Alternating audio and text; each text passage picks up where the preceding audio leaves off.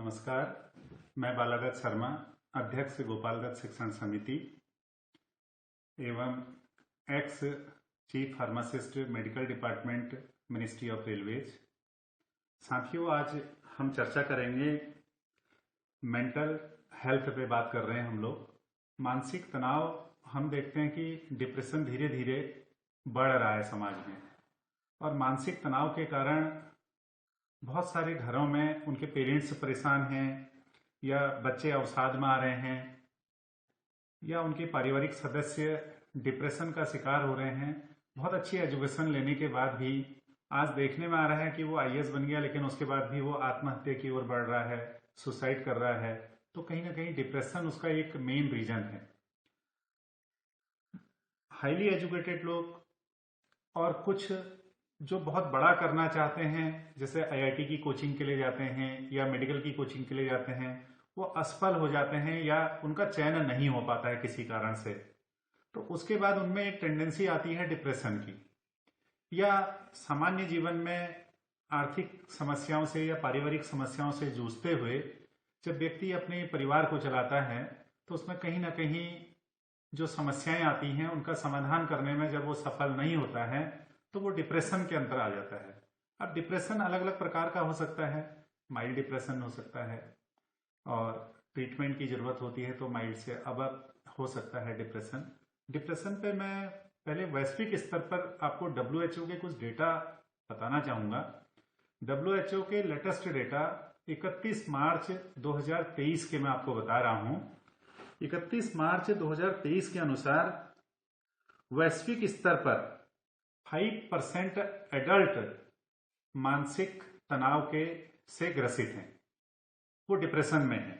Adult सबसे ज्यादा ग्रसित हैं, 5% एडल्ट।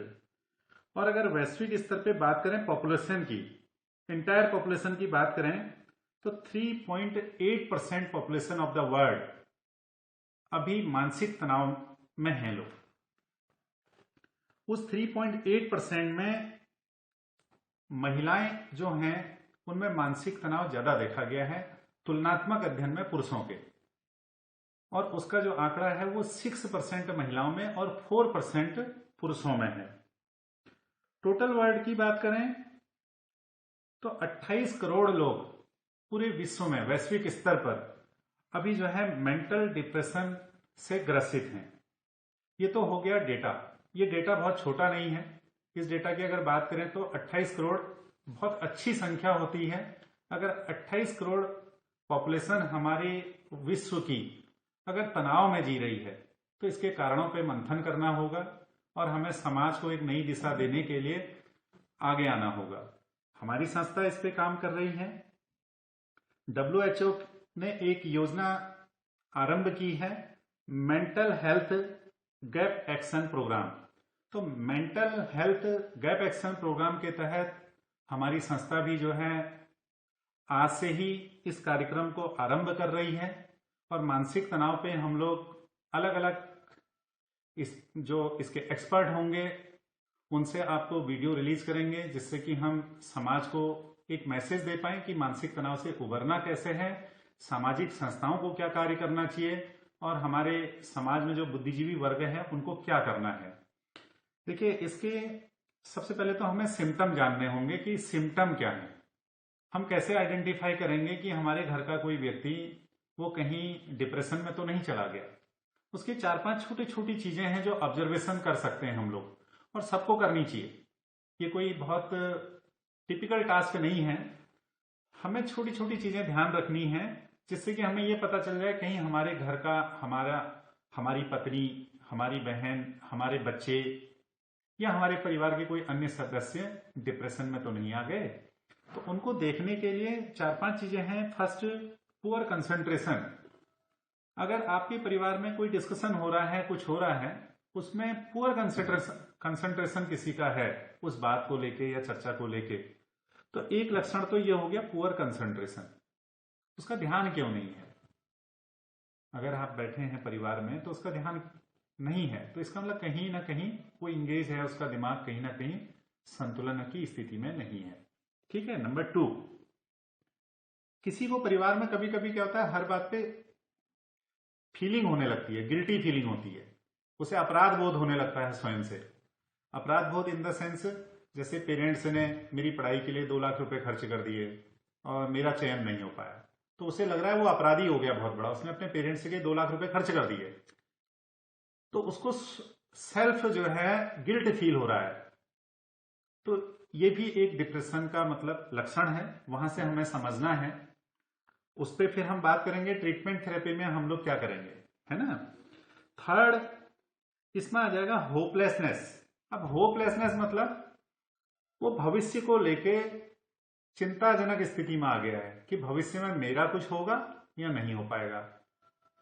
वो भविष्य को लेके अनिश्चित है, चिंतित है कि मैं सफल हो पाऊंगा नहीं हो पाऊंगा, या मैं कैसे अपने कार्य को कर पाऊंगा, चाहे वो एजुकेशन को लेके है या फैमिली को चलाने को लेके है।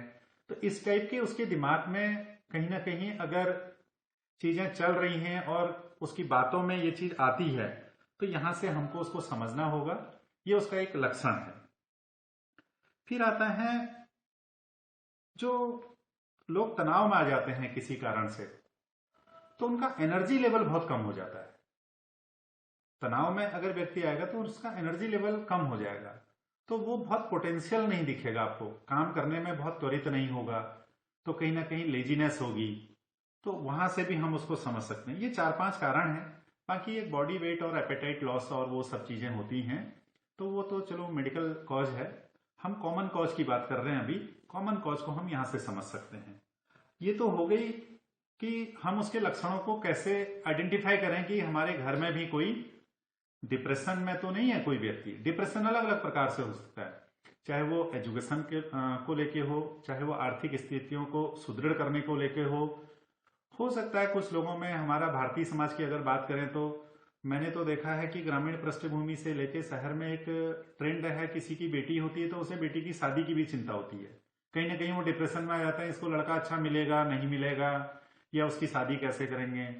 या कुछ महिलाओं में ऐसी टेंडेंसी डेवलप हो जाती है कि बेटे की शादी करेंगे बहू कैसी आएगी, वो हुआ नहीं है लेकिन वो एज्यूम करने लगते हैं अपने दिमाग में, और वो एक तनाव क्रिएट कर लेते हैं, वहीं से एक डिप्रेशन में आना शुरू हो जाते हैं। और जो बच्चे हैं, बच्चों का प्रेशर दूसरा होता है। अगर वो लो इनकम फैमिली या मिडिल फैमिली से है तो सबसे पहला तनाव उसका उसी दिन से शुरू हो जाता है जिस दिन से उसके मम्मी पापा उसके लिए बुक्स लेना परचेज करना शुरू करते हैं। उसे लगता है इतनी महंगी महंगी किताबें मेरे पेरेंट्स ला रहे हैं और उनकी इनकम महीने की 5,000 है, 10,000 है, 20,000 है या 50,000 है, लो इनकम है, मिडिल इनकम है। तो उसके दिमाग में कहीं ना कहीं ये बात एक घर कर जाती है कि इतना एक्सपेंसिव मेरी बुक्स पे कर रहे हैं, कल को अगर हम असफल हो गए तो हमारे पेरेंट्स क्या करेंगे, या उनका क्या होगा, या मेरा फ्यूचर सिक्योर होगा या नहीं होगा। या वो अपने बच्चों को कोचिंग कराने भेजते हैं तो बच्चे पे एक कहीं ना कहीं डिप्रेशन स्वतः आने लगता है कि यहां से हम लौटेंगे और अगर अच्छे इंस्टीट्यूट में एडमिशन नहीं हो पाया, मेरा रैंकिंग कम हो गई किसी कारण से। तो ये लेवल अलग अलग है, किसी का फैमिली का हो सकता है, किसी का सोशल हो सकता है, कुछ लोगों को दिखावे का बहुत होता है। आजकल एक नया ट्रेंड चल पड़ा है दिखावे का। दिखावे में बहुत सारे लोग डिप्रेशन में, वो दिखावे के लिए लोन ले लेंगे, वो क्रेडिट कार्ड से लोन ले सकते हैं, वो जो है पर्सनल लोन ले लेंगे, वो दिखावे के लिए लोन ले रहे हैं कि मेरे पास गाड़ी भी मेंटेन करनी है, मुझे एक बढ़िया सा घर भी दिखाना है लोगों को। अंदर से चाहे उसके पास उतनी आर्थिक स्थिति है, इनकम के सोर्सेज हैं या नहीं है, ईएमआई पेमेंट कर सकता है नहीं कर सकता है, लेकिन उसे दिखावे में वो शो ऑफ की दौड़ में शामिल है। तो हमें बहुत ज्यादा शो ऑफ की दौड़ में शामिल नहीं होना चाहिए। हम लोगों की जितनी सामर्थ्य है, जितनी कैपेसिटी है, उस कैपेसिटी के अनुसार ही हमें चलना चाहिए। इस पे बात करेंगे। तो लक्षण आप समझ गए होंगे इसमें क्या क्या चीजें हैं। अब आते हैं ट्रीटमेंट पे। ट्रीटमेंट देखिए, ट्रीटमेंट की बात अगर करें तो 3 फैक्टर होते हैं ट्रीटमेंट के। फर्स्ट फैक्टर तो होता है सोशल फैक्टर, जिस पे हम चर्चा कर रहे हैं। सोशल फैक्टर पे हमें क्या करना होगा, जितनी सामाजिक संस्थाएं हैं और बुद्धिजीवी वर्ग है उनको एक कैंपेन चलानी होगी, सरकारों को ध्यान देना होगा, जो संस्थाएं इस तरीके की कैंपेन चला रही हैं उनको सहयोग करना होगा, उनको प्रोजेक्ट असाइन करने होंगे जिससे कि वो स्कूल कैंपेन कर पाए, अपनी पंचायत लेवल पे कैंपेन कर पाए, ब्लॉक लेवल पे कर पाए, डिस्ट्रिक्ट लेवल पे और नेशनल लेवल पे वो अपनी कैंपेन को सुचारू रख पाए। क्योंकि आना जाना और बहुत सारे स्पेशलिस्ट होंगे, उसमें एक्सपर्ट होंगे, रिसोर्स पर्सन होंगे, अलग अलग तरीके से। हो सकता है कोई सोशल सेक्टर पे बहुत अच्छे से उसको एक्सपर्ट होगा, उसका सोशल बिहेवियर चेंज करेगा उसका। ठीक है, तो बहुत सारे लोगों का सोशल बिहेवियर चेंज करने की आज जरूरत है। वो कहाँ से होगा? स्कूल कैंपेन से हो सकता है, पंचायत लेवल से हो सकता है। तो ये तो आ गए हमारे सोशल फैक्टर, जिसमें हमारे सोशल सेक्टर के जितने ऑर्गेनाइजेशन हैं, एनजीओज हैं, उनको कार्य करना है। वो अपनी कैंपेन चला सकते हैं। जैसे हम लोगों ने एक अभी ये आरंभ किया है, हम डिजिटल मोड पे अभी स्टार्ट कर रहे हैं इसको, फिर जमीनी धरातल पे लाने के लिए WHO या भारत सरकार या राज्य सरकारों से संपर्क कर रहे हैं हम लोग। तो वहां से अगर कोई सपोर्ट मिलता है तो बृहद स्तर पे हम इसको आरंभ करेंगे। ये तो स्कूल कैंपेन की बात हो गई सोशल सेक्टर पे। अब सेकंड आ जाइए साइकोलॉजिकल फैक्टर। अब साइकोलॉजिकल फैक्टर में भी साइकोलॉजिकल क्या होता है कि वो जो ग्रसित है, तनाव में है, जो डिप्रेशन का शिकार है, उसके बिहेवियर में क्या क्या चेंजेस होते हैं। उसके लिए भी दो तीन चीजें हैं। एक तो हो गया, उसको हम क्या करेंगे, बिहेवियरल एक्टिवेशन, प्रॉब्लम सॉल्विंग और कॉग्निटिव बिहेवियर। अब ये तीन चीजें हैं अलग अलग। प्रॉब्लम सॉल्विंग, उसके साथ बैठ के हम लोग चर्चा कर सकते हैं। साइकोलॉजिकल ट्रीटमेंट की बात है, उसके साथ बैठ के कोई चर्चा करे, एक्सपर्ट चर्चा करे कि भाई प्रॉब्लम क्या है, उसकी प्रॉब्लम को समझने का प्रयास करें कि वो फैमिली प्रॉब्लम है, इंडिविजुअल प्रॉब्लम है तो क्या है, या एजुकेशन की प्रॉब्लम है, या फ्यूचर को लेकर प्रॉब्लम है। तो हम प्रॉब्लम सॉल्विंग पे जाएं, उसकी क्या सपोर्ट कर सकते हैं हम, इंडिविजुअल या फैमिली से क्या सपोर्ट दिला सकते हैं, वो एक मेथड हो गया। बिहेवियर, अब बिहेवियरल एक्टिवेशन की बात करें तो उसके बिहेवियर में चेंज लाने के लिए हम उसकी आउटिंग कैसे कर सकते हैं। सपोज कहीं पे कोई संकुचित मानसिकता हो रही है किसी की, डिप्रेशन के कारण उसे अकेले में रहना पसंद है, अंदर कमरे में रहना पसंद है, लाइट नहीं चाहिए उसे, रोशनी नहीं चाहिए, लोगों के बीच में आना जाना उसे पसंद नहीं होता है। हम क्या करेंगे उसके लिए, उसके साथ उसका बिहेवियर एक्टिवेट करना होगा हमें। इसका मतलब उसका बिहेवियर एक्टिवेट नहीं है, उसे एक्टिवेशन, पैसिव मोड पे चला गया है, उसे एक्टिवेट करना होगा। उसको कुछ संगीत सुनाना होगा, कहीं म्यूजिक से उसको इंट्रो कराना होगा। तो उसके बिहेवियरल चेंज हमें करने होंगे, उसको एक्टिवेट करना होगा। चाहे उसे नेचर के समीप ले जाएं, चाहे कहीं बर्ड सेंचुरी में ले जाएं, कहीं उसे मूवमेंट करानी होगी जो कि उसमें एनर्जी जनरेट हो, उसका बिहेवियर चेंज हो। अब कॉग्निटिव बिहेवियर है। कॉग्निटिव बिहेवियर क्या होता है, उसकी रिकॉग्नाइजेशन क्या है, कैसी है, उस बिहेवियर को भी हमें समझना होगा। तो ये हो गए चेंजेस। तो इस विषय पे अगर आज बात करें हम, तो मानसिक तनाव को लेके वैश्विक स्तर पर ग्रसित हैं, और विशेष रूप से जो मिडिल और लो मिडिल इनकम कंट्रीज हैं वहां पे ये समस्या ज्यादा है, क्योंकि वहां पे आर्थिक नीतियां बहुत प्रभाव डालती हैं उन लोगों पे। उनकी आर्थिक स्थिति बहुत ज्यादा मजबूत नहीं है, पर कैपिटा इनकम कम है। पर कैपिटा मतलब प्रति व्यक्ति आय जो होती है, अगर किसी देश में प्रति व्यक्ति आय कम है लोगों की, तो इसका मतलब यह है कि वहां गरीबी ज्यादा होगी, लोगों को बहुत सारी दिक्कतें होंगी, खान पान से लेके, कुपोषण से लेके, स्वास्थ्य सुविधाओं से लेके। तो ये सब कहीं ना कहीं प्रभाव डालते हैं। तो इसलिए मेरा कहना यही है कि तनाव मुक्त रहें, स्वस्थ रहें, और तनाव मुक्त रहने के लिए आपको हंसना होगा, लोगों से मिलना होगा, समाज में जाना होगा, और हमारी जितनी सामाजिक संस्थाएं हैं उनको लोगों के बीच में जाके लोगों को जागरूक करना होगा, और उनका मेंटल लेवल अप करना होगा। वो डिप्रेशन से तभी बाहर आ पाएंगे। अब ट्रीटमेंट थेरेपी की बात रही, तो ट्रीटमेंट एक सेकेंडरी इशू है, लेकिन हमें सोशल चेंज करने होंगे, साइकोलॉजिकल चेंज करने होंगे। अगर हम सोशल लेवल पे उनका ट्रीटमेंट करने में कामयाब रहे, साइकोलॉजिकल लेवल में ट्रीटमेंट करने में कामयाब रहे, तो निश्चित रूप से जानिए कि जो मेंटल डिप्रेशन से आज वैश्विक स्तर पर 28 करोड़ लोग बीमार हैं, ये स्वस्थ हो जाएंगे और आने वाली पीढ़ियों को हम बचाने में कामयाब होंगे।